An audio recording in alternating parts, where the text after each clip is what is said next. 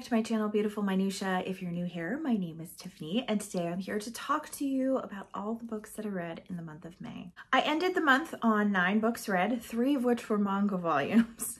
So it definitely doesn't feel like I read as much as I do in some months, but a couple of the books that I read were longer books. So anyways, as you might know, if you have seen any of my recent videos, you know that I started May in like a very serious reading slump. I had been feeling slumpy throughout April as well, but when I started May, I was just really struggling. And I am happy to tell you that I did have some books that I just really enjoyed reading, as opposed to previous months where there were books that I liked, but I had to force myself to pick them up because I just didn't feel like reading anything that I was reading. And I had several books this month that I wanted to keep reading, that I wanted to pick up every time I put down. So even though I still feel like a tad bit slumpy, there have been books that I was reading that totally like busted me out of that at the time I was reading them, and I'm so happy about that. I think that pretty much everything I read this month falls into 3 categories. So I'm just gonna split this up into categories. I read 3 manga, I read 2 nonfiction, and I think that everything else that I read this month was a classic. So if you're only interested in certain categories, you can skip to whatever you're interested in hearing me talk about. I think I'm gonna kick off with manga because I don't have a lot to say about the manga that I read this month.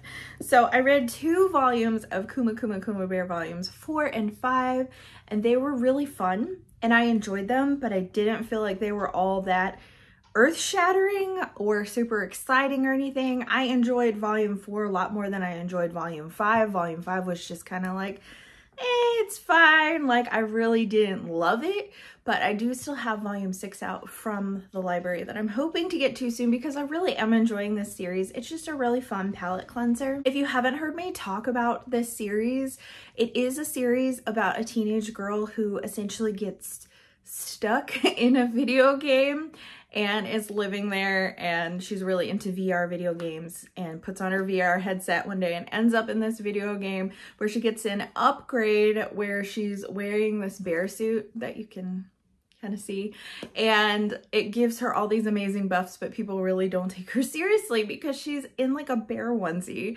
And so it's just a really fun series, heartwarming at times, really funny most of the time, and it's just a fun palette cleanser. I also read the next volume of Attack on Titan, which I think was volume 11. And this was not like a great volume for me. And I can't tell if part of that was because I was feeling really slumpy when I read it. So everything just kind of felt like, it's fine. I can't tell if it was because of that or if it just wasn't as fun of a volume as some of them. I didn't feel like this was like, oh my gosh, edge of my seat. I didn't feel like there was any like really big reveals. It kind of felt a little bit more of a filler one to me, even though I still enjoyed it. But I am continuing in this manga series as well. I'm reading it with Christy, and it's so fun because we read them and then get together and chat about them, and it's just a blast. So I'm sure that we're going to continue on this month. Okay, let's talk about nonfiction. I read 2 nonfiction this month, and they were both memoirs. So the first one was, I think, The Wonderful Adventures of Mrs. Seacole in Many Lands, I think is the title. It's a really long title. So I read this for Victoria from A Musical Bookworms Patreon, which she has sadly discontinued. It was such a fun Patreon. It was like a reader's choice Patreon. So this was the book that had won for April, but I didn't get to it until May, and we met like a few days into May. It was a really short read. This is a story about a Jamaican woman and just her life and her travels. She ends up in the United States at certain points, and then she ends up in Europe during the Crimean War. And so there's a lot of interesting kind of like parallels. She does a lot of nursing stuff, even though she's not an official nurse. She goes to nurse during the war and encounters people like Florence Nightingale. And so there's just a lot of connections to various things, and I thought that the way that she wrote and described things was really beautiful. But I didn't find this a super memorable memoir, unfortunately. I wish that it was, because she was such an interesting person for her time, but there were just, I don't know, the writing itself at times got to feel like a laundry list of achievements, and not in really a braggy sort of way, but it was just kind of, and then I did this, and then I did this, and then there's a whole chapter where she's like, and if you don't believe me, here's accounts from these other people about the things that I did. And it just like, I don't know, it just felt kind of boring at those moments. The moments where she's describing where she is and telling like these little anecdotal stories. Like she has this moment where she's in the Crimean War and she's talking about this rat problem that they're having and this cat that they're trying to get to stay with them, but he wants to go back to his owner, and they're trying to get this cat to stay with them to take care of the rat problem. And like there were elements like that, that those moments were really, really fun.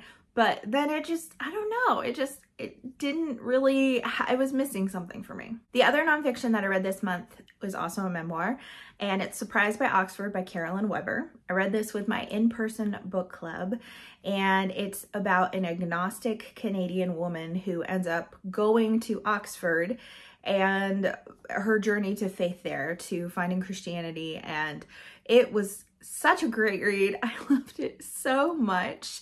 It was really, really literary, which, I mean, she's going to Oxford, so that makes sense, but her degree there is literary in nature. I believe that she was concentrated in romantic poetry, but I'm not totally sure. Something in the romantic era. So there's lots of quotes from romantic poets, lots of quotes from authors during the romantic time period, but then also lots of quotes from other authors that I just loved. There are multiple times that she quoted Tolstoy. She had some Dostoevsky references in there. There was a huge section where she's having a conversation with someone on the plane who's reading Flannery O'Connor's letters, and that was so amazing. So it felt like a very literary journey to faith, which I really, really loved as someone who really loves classic literature. And then I also just really loved how she's in an academic setting at quite a liberal school, which is not the kind of place where you think that someone would come to faith. But there's just a lot of conversations that are being had that I thought were just so interesting and so deep about God and science and God and academia and all of those kinds of things. And I just thought that they were really, really wonderful conversations. And I loved how it's not like she was saved in spite of intellectualism. She was saved as a result of her intellectual thinking and questioning. And I just really loved that. I actually ended up listening to it exclusively on audio, and it's interesting because out of the people in our book club, there were 3 of us who listened to it on audio, and we all really liked it, and the person who read it physically didn't enjoy it very much. So I kind of wonder if it slogged a bit more if it was read physically, because it is kind of on the longer side. I think it's over 400 pages, which is pretty lengthy for a memoir. So I don't know. I really liked it though. Oh, I lied to you. Not everything that's left is a classic. I did have one fantasy that I read, and that is The Final Empire. And I like these editions because they're like really floppy and really nice, but it bothers me that it just says Mistborn. That's not the title of the book. That's the title of the series. The title of the book is The Final Empire. Anyway, so I loved this book. This is a reread for me, and we are doing the Mist Along in case you didn't hear. I'll link the announcement video in case you have not heard of that. And we're rereading all the Mistborn books. Well, some of us it's a reread. I think all of us have read Era 1, but me and another co-host have not read Era 2. So that's going to be really fun when I get to that point. But I have read Era 1, so this is really fun. I read it pre-booktube. I think I read The Hero of Ages at the very beginning of my booktube journey, and I read the first book and Well of Ascension beforehand. And so this is my first time reading this when I can discuss it with people, and we just had our discussion this past Saturday. So I'll link that in case you want to hear our thoughts. It was Christy, Rich, and I that were able to make it, and it was such a great conversation. So interesting discussing some of the themes and stuff because it's a very plot-driven book. So I think that makes it easier to overlook some of the overarching themes and depth that Sanderson is actually portraying here. So it was a really great conversation. So wonderful to reread it. There are things, because I know the ending of this arc, of this era, there are things that I'm looking at that are really, really fun because I'm looking for the little nuggets that I know Sanderson puts there, because he puts details in this first book that don't come to fruition until the third book.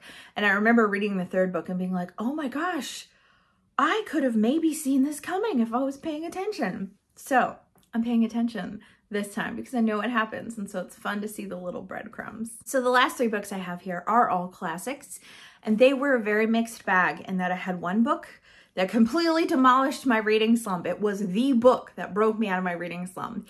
And then the other 2 books I really kind of struggled with a little bit. So the book that broke me out of my reading slump, I actually just mentioned it in a tag video recently, is My Antonia by Willa Cather. Oh, I love this book. And I knew that I would because I really, really love Willa Cather. So I'm not at all surprised that I really enjoyed this book. This is one of her books that I think tends to be a favorite of hers. So it is a favorite of mine. I absolutely loved it. Gave it 5 stars, slam dunk, which is really interesting because pretty much nothing happens in this book for the most part. It's very, very quiet of a book. You know, it starts out with these 2 young people who end up coming to the Nebraska prairies. It's narrated by Jim, who his parents have died, and he's coming to live with his grandparents. And then he encounters this young girl, Antonia, whose family has just immigrated and they're Bohemian. And so he's asked by the family to teach English to Antonia. And so the relationship develops from there. So the first chunk of the book, they are living just out in the country, and it feels very much like vignettes of childhood rather than an overarching plot. As the story continues, they end up moving to a small town in Nebraska, so the atmosphere changes a little bit, and it feels like it becomes a bit more of a coming of age story than just here's country life. So I feel like it does end up having just a bit more of a plot at that point, but overall still the whole story is so much about finding home. What does home mean? Returning to your roots, how your childhood and your roots can make you into the person that you are. Like, there's so many elements to that that are just so beautiful. The book comes full circle in a really, really beautiful way, but the highlight for sure is Willa Cather's writing. I think I said this on my Goodreads review, that I could read Willa Cather write about paint drying and probably just think it's wonderful. Every time I read this book, I just wanted to read another page and not put it down. So I just absolutely loved it. The other books that I read were a little less successful. So one of those was Oblomov by Ivan Goncharov. This is a translated Russian classic, and it doesn't look that big, but it's over 500 pages. And depending on the edition, some of them are even like closer to 600 pages.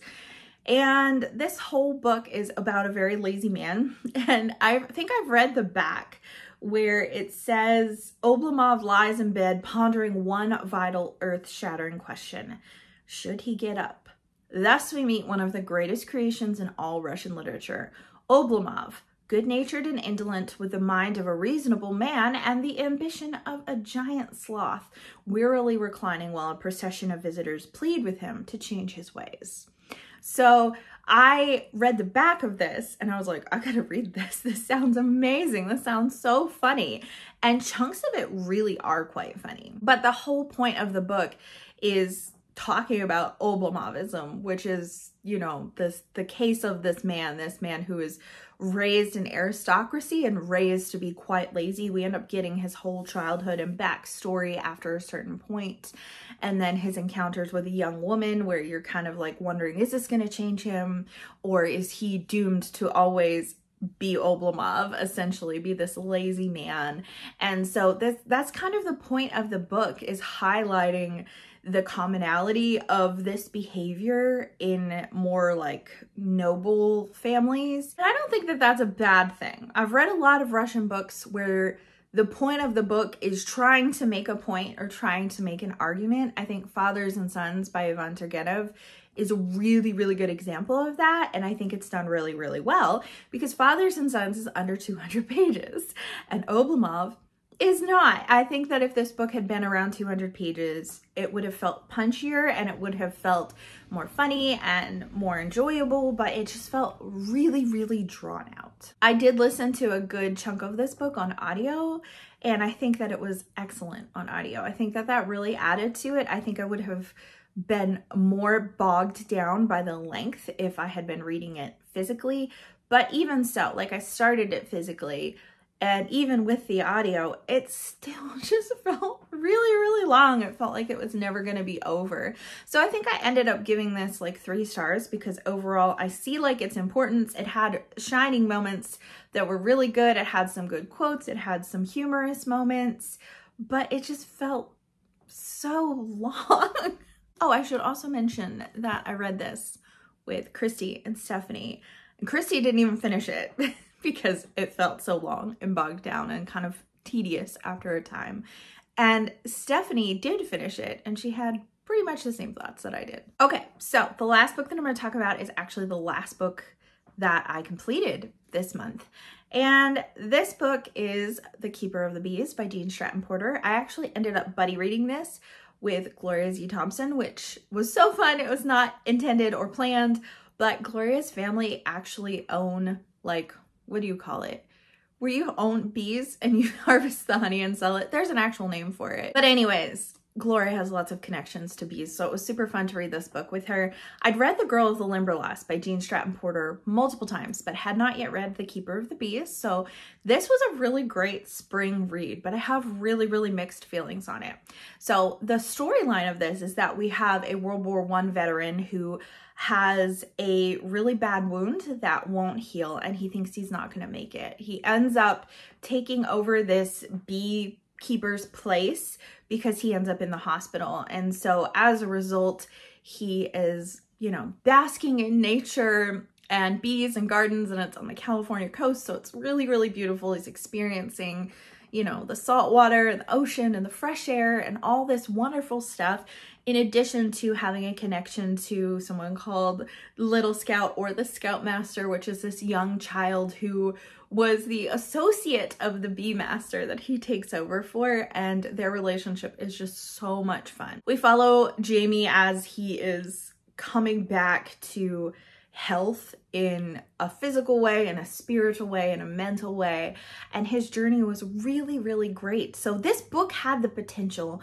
to be just phenomenal, honestly. There were moments of this where I'm like, oh my gosh, I love this. Unfortunately, there were moments where it all fell apart. There is a romantic subplot that ends up being a main plot, and the components of this were some of the most ridiculous things that I've ever read in my whole life. Not only was it like so overly dramatic in a way that didn't fit with the rest of the book, just the scenario itself was so odd, and I'm not going to tell you about it because it's very spoilery. But if you've read this book, I'd love to hear from you in the comments what you thought of the romance in this, because it's like, it's so insta-lovey, but the actual situation surrounding the insta-love, I've never read anything like it anywhere in any book. It's incredibly unique. So this book had the potential to be a new favorite, but the way that this romantic